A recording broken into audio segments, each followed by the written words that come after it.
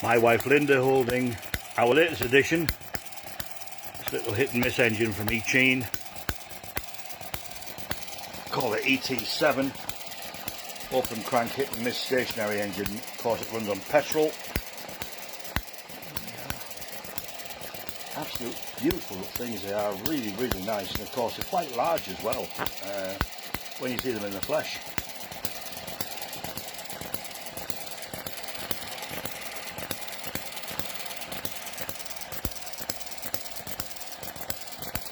Weaker governor springs on the centrifugal waste there to slow it down to give it more of a hit and miss action. And this came from eBay and I'm really happy with it. Really, really happy. Anyway, let's look around it.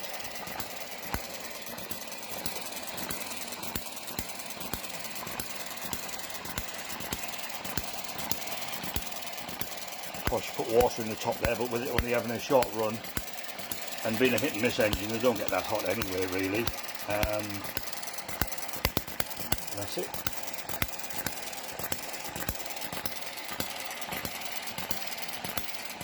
There we go, thanks for watching.